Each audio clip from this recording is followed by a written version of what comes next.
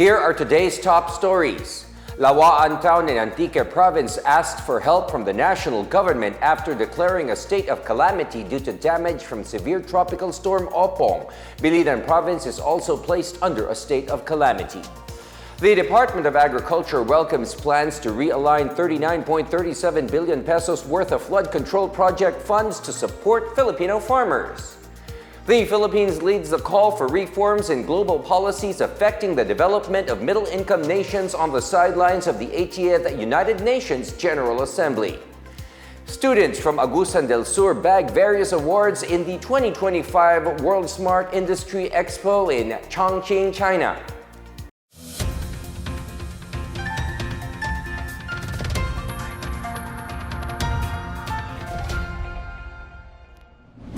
This is the Pna Headlines. I am William Theo. We begin with the aftermath of severe tropical storm Opong, with 2 areas in the Visayas now under a state of calamity. In Antique, local officials are asking the national government for help as the municipality of Lawaan is reeling from the damage caused by the storm. The municipal council declared a state of calamity on September 28 due to the damage by Opong, which affected over 2,100 families. Lawaan Mayor Asar Balajay said the town will use its 12 million calamity funds to aid their constituents.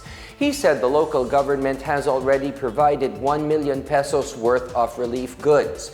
Opong also damaged 20 houses as well as 30 hectares of rice farms and sugar lands.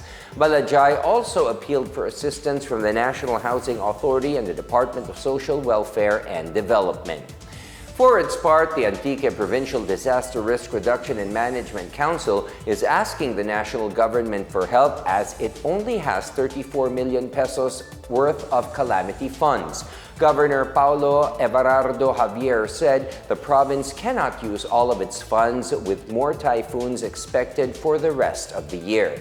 Opong has affected over 48,000 families from 18 municipalities. It has also damaged 593 houses, as well as the Bacalan Bridge in Sebastian and a flood control project in Kamansian, Kulasi, which was first damaged during Typhoon Krising.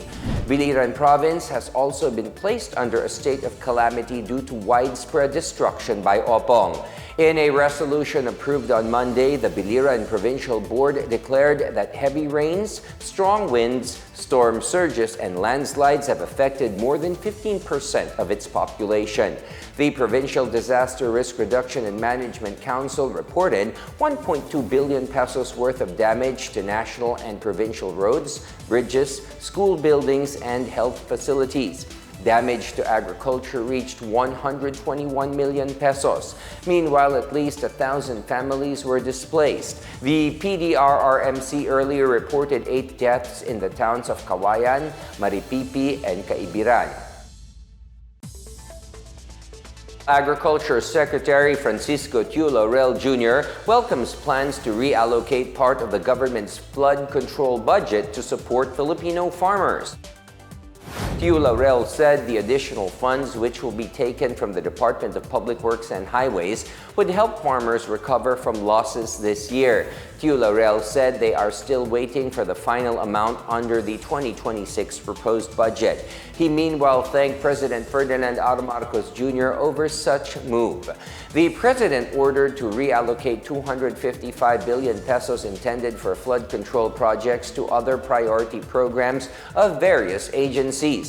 According to the Presidential Communications Office, the Department of Agriculture will receive 39.37 billion pesos, which will cover post-harvest facilities, fish ports, farm insurance, and financial aid for farmers and fisher folk. Other agencies where flood control funds will be reallocated include the Department of Health, PhilHealth, National Irrigation Administration, Department of Education, Commission on Higher Education, and Department of Social Welfare and Development. The Philippines has rallied the international community to support reforms that address the unique challenges faced by middle-income nations. Foreign Affairs Secretary Maria Teresa Lazaro made the statement on behalf of the Philippines as chair of the Like-Minded Group for Middle-Income Countries, or MICs, during its 10th ministerial meeting on the sidelines of the 80th United Nations General Assembly in New York.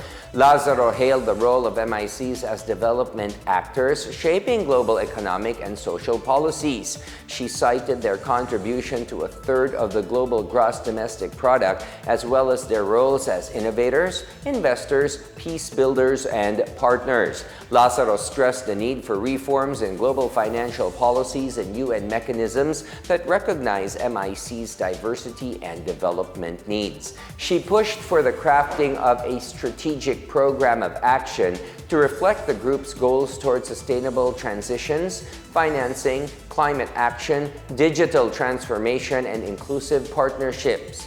The group adopted a ministerial declaration reaffirming its commitment to pushing forward the action plan and pursuing more inclusive multilateralism. The meeting themed Catalyzing Development Cooperation for Middle-Income Countries highlighted the growing role of middle-income countries in shaping global economic and social policies.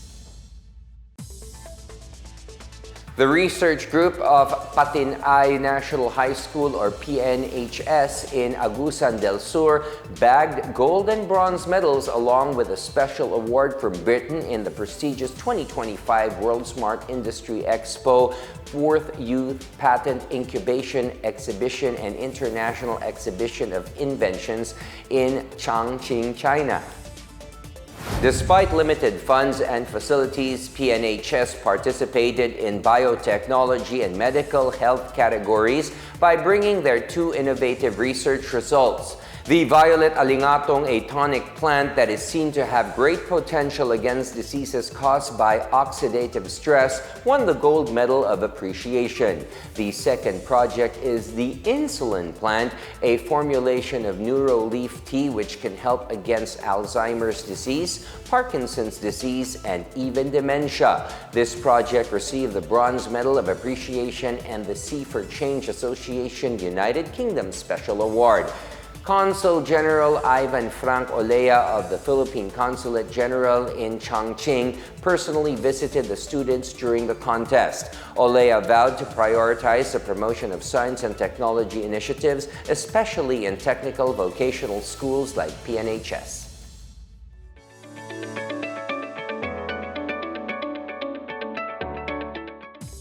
And in our business news, the Philippine Amusement and Gaming Corporation, or PAGCOR, will provide 50 million pesos to the National Bureau of Investigation, or NBI, to strengthen operations against illegal gambling. The state gaming regulatory firm says the support was formalized through a memorandum of agreement signed by its chairperson and CEO Alejandro Tenco and NBI Director Jaime Santiago. PAGCOR immediately turned over the initial 25 million pesos to the NBI during the MOA signing, representing the first tranche of the total financial assistance. Tenco says the agreement shows PAGCOR's commitment to protect the gaming industry and ensure revenues from legal gaming truly benefit the Filipino people. For his part, Santiago said the state gaming regulatory body's assistance would boost the NBI's capabilities to pursue its mandate. Meanwhile, the Department of Trade and Industry, or DTI, has seized over 3,000 pieces of uncertified and non-compliant household appliances worth 13.2 million pesos during a recent enforcement operation in Bulacan. The confiscated items include electric kettles, fans, pressure cookers, rice cookers, multi-cookers, induction cookers, and even blenders. The enforcement action was prompted by DTI's online monitors, who reported that these products covered by the Bureau of Philippine Standards mandatory certification process were being sold online without the required markings. A subsequent online test buy confirmed the lack of mandatory Philippine standard marks and import commodity clearance stickers. The establishment also issued a notice of violation and instructed to respond with an explanation within 48 hours. And those are the latest and the biggest stories from the PNA headlines. For more news updates, visit our website pna.gov.ph or our Facebook and X account, Philippine News Agency. You may also watch the PNA headlines through the Philippine News Agency's YouTube account and via the News and Information Bureau website under PNA News. And it is 86 days more to go before Christmas. Stay with us for more news updates. I am William Theo. This is the PNA Headlines, bringing you stories that unite the nation.